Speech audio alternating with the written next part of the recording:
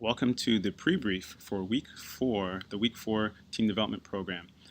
This is the last week of our summer program, but not the last time we're going to work together to help our team move up the line from where we were at or where we're at today to where we need to be CIS champions, U Sport champions. I'm working on it. I'm working on that thing.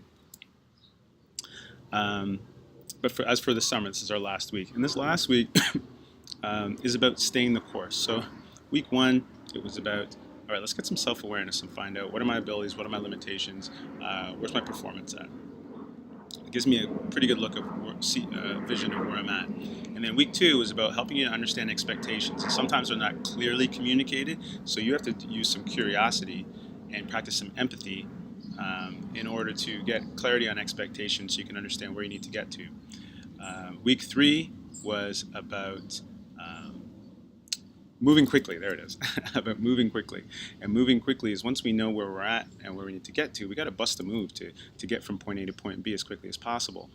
And we do that through flexibility and creativity.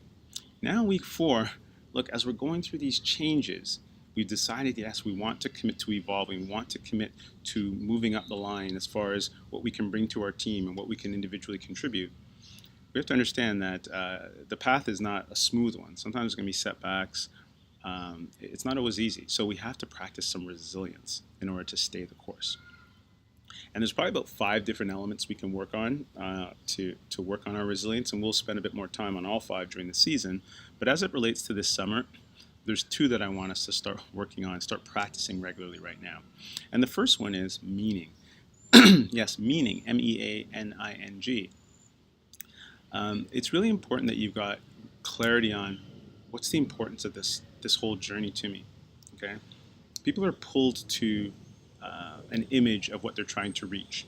So if you can have that image and that clarity on this is why this experience is important, or this is what I want to get out of this experience, you'd be surprised how in those dark hours when you're questioning your own abilities, or how much energy do you have left, how much effort can you put into something, if you can connect back with your intentions and your image of what you want to get out of this and what you want to create and what you want your legacy to be here, be surprised how that can fuel you to get out of those dark places and say, hey, this is why we're doing this.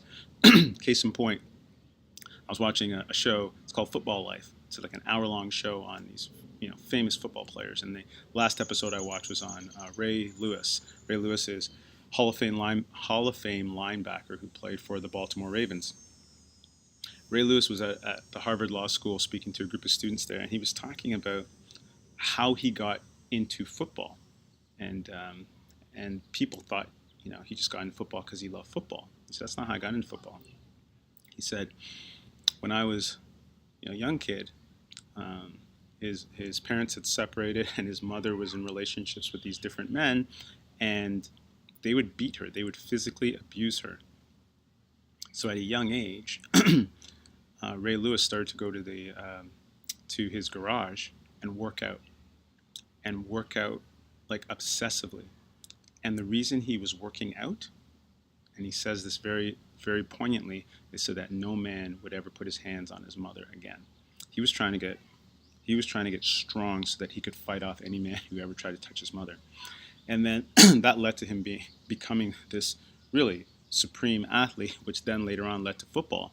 But the meaning for him and the importance of getting started in training and getting in the best possible shape for his life when he was a kid was to protect his mom. That's meaning. That's meaning that drives you through the dark periods, that gives you clarity on this is why I'm doing this. So the meaning for you may or may not be the same as for this coming season, but I want you to tap into what does this season mean to you, and what is important to you about this season. I think it's important that you've got that so that you can always remind yourself of, yes, this is why I'm doing this. And maybe you're the first person in your family to go to university or have the opportunity to graduate from university, or the first person in your family to play varsity sport. Maybe you want to be a lawyer or a doctor or a teacher or something, and you want to help people in a certain way, and that's why you've come to Ryerson and connected with our program to guide you along that journey. Whatever it is, Maybe you just love being part of a team or part of a family. Maybe you love to compete, you love to win. Maybe you love basketball and you have dreams of playing at the national team level or even professionally beyond this. Get clarity on why is this experience important to you so that you can have that image to guide you all the time. The second part of resilience that we're going to work on this week seems like a rather simple one, but one that we forget really easily, is about energy management. And in particular, that we have to have enough rest.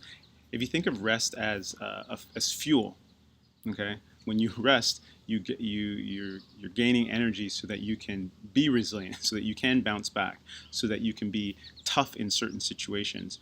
And if you're really tired, it does affect your resilience. So one of the other activities we got you practicing this week is finding out how many naps you can get in the week. And it's a bit of a competition. And a nap is, sleep between 15 and 30 minutes, so not beyond 30 minutes. So we're not talking about the nighttime sleeps, but we want to see if there's opportunities where you can, in the middle of the day, even when you're at lunch at work, you can put your head down for 15 minutes and have a nap. If you're home during the day, so you can put your head down for 15, 20 minutes and have a nap and see how that starts to affect your body, because that's going to build up your tank so that you can be more resilient. So those are the two things we're working on this week, practicing getting clarity on meaning, and then also practicing our energy management, and their energy management in the form of resting and napping in particular. Right? Get at it this week and look forward to everything that you guys do. Talk to you later.